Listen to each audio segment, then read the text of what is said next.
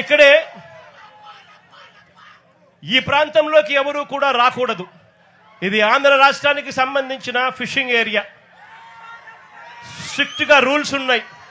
మనం తమిళనాడులోకి పోకూడదు, తమిళనాడు వాళ్ళు మన వైపు మన దగ్గరికి ఇక్కడికి కూడా రాకూడదు. ఇవన్నీ స్ట్రిక్ట్ గా రూల్స్ ఉన్నాయి. రూల్స్ ఉన్నా కూడా పక్కన తమిళనాడు నుంచి కరైకల్ ప్రాంతానికి చెందిన బోట్లు, మెకనైజ్డ్ బోట్లు మన ప్రాంతానికి ఇక్కడికి వచ్చి వాళ్ళు మెకనైజ్డ్ బోట్లతో ఇక్కడ మన మత్స్య సంపదనంతా కూడా తరలించుకొని పోతా ఉంటే మన వాళ్ళు కడుపు మండి, మన వాళ్ళు తినడానికి ఇబ్బంది పడే పరిస్థితుల్లో కడుపు మండి రాష్ట్ర ప్రభుత్వం పలకని పరిస్థితుల్లో ఆ బోట్లను మన మత్స్యకారుల దగ్గరుండి ఆ బోట్లను పట్టుకొని పోలీసులకు అప్పచెప్తే పోలీసులు ఆ బోట్ల మీద కేసులు కట్టి ఎఫ్ఐఆర్లు చేసి ఆ బోట్లను సీజ్ చేస్తే ఆ సీజ్ చేసిన ఆ బోట్లను, ఆ ఎఫ్ఐఆర్ కట్టిన ఆ బోట్లను చివరకు మళ్ళీ ఏమైంది, ఇక్కడే ఇది ఫోన్ కాల్ డేటా.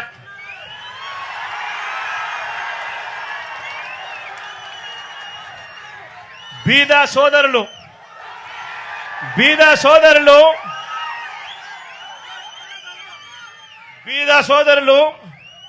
ఆయన అనుచరుడు కొందూరు పోలిశెట్టి,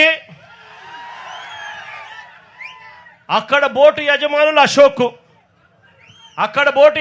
అశోక్, వీరి మధ్య జరిగిన సంభాషణలకు సంబంధించిన కాల్ డేటా, టెలిఫోన్లో మాట్లాడిన కాల్ డేటా, కాల్ నెంబర్లు,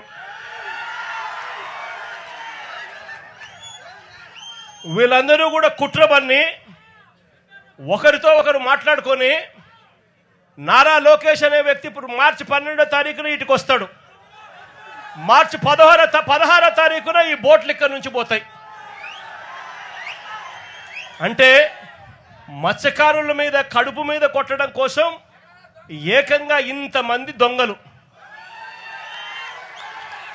ఇంతమంది పెద్ద పెద్ద దొంగలు, ఒకరు ముఖ్యమంత్రి కొడుకు, ఒకడు ఎంపీ, ఇంకొకడు ఎమ్మెల్యే, ఇంతమంది కలిసి ఎవరిని తన్నేది? చిన్న చిన్న పేదవాళ్ళైనా మత్స్యకారులను తనడానికి, కడుపు మీద కొట్టడానికి ఇంతమంది ఏకమవుతారు. నేను అడుగుతా ఉన్నా, వాళ్ళ మధ్య జరిగిన టెలిఫోనిక్ ఫోన్ సంభాషణలు, కాల్ డేటాలు కూడా ఈ మాదిరిగా అందుబాటులో ఉంటే, ఈ డేటా అంతా కూడా కనిపిస్తూ ఉంటే ఒక్కరినన్నా అరెస్ట్ చేశారని అడుగుతా ఉన్నాను. అంటే బోట్లు సీజ్ చేసి ఎఫ్ఐఆర్ చేసి సీజ్ చేసిన బోట్లను దగ్గరుండి అధికారంలో ఉన్న ఈ పెద్దలే వీళ్ళే దొంగతనం తీసుకొని పోతే వీళ్ళు చేసింది ఏమిటి అని అంటే కేవలం పోలీసులను కొంతమందిని ట్రాన్స్ఫర్ చేసినారు. ఇంతవరకు ఒక్కరిని అరెస్ట్ చేయలేదు. నేను చంద్రబాబు నాయుడు గారిని గట్టిగా అడుగుతా ఉన్నా, అయ్యా చంద్రబాబు నాయుడు గారు, బంగారం దొరికింది అని చెప్పి పోలీస్ స్టేషన్లో కేసు పెట్టి పోలీస్ స్టేషన్లో సీజ్ చేసి ఆ సీజ్ చేసిన ఆ బంగారాన్ని ఎవరైనా దొంగతనం చేసుకొని పోతే మీరు ఇట్లే ఇడిచిపెడతారా అని అడుగుతా ఉన్నాను చంద్రబాబు నాయుడు గారిని.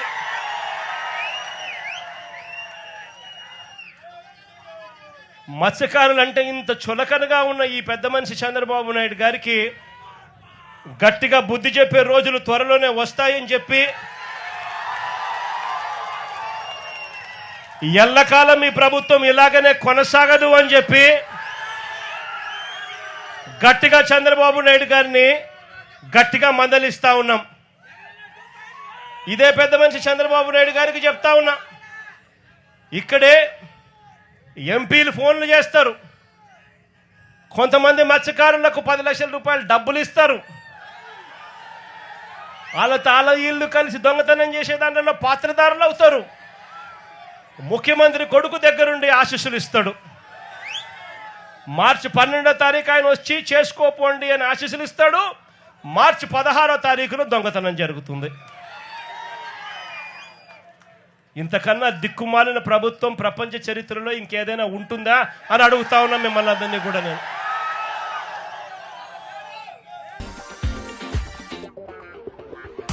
ప్రభుత్వం ప్రపంచ చరిత్రలో ఇంకేదైనా ఉంటుందా అని అడుగుతా ఉన్నా మిమ్మల్ని అందరినీ కూడా నేను. అందరికీ కూడా ఒకటే చెప్తా ఉన్నా, చంద్రబాబు నాయుడు గారి వల్ల ఇవాళ రాష్ట్రంలోని ప్రతి సెక్షన్ కూడా, ప్రతి ఒక్కరూ కూడా ఈ పొద్దు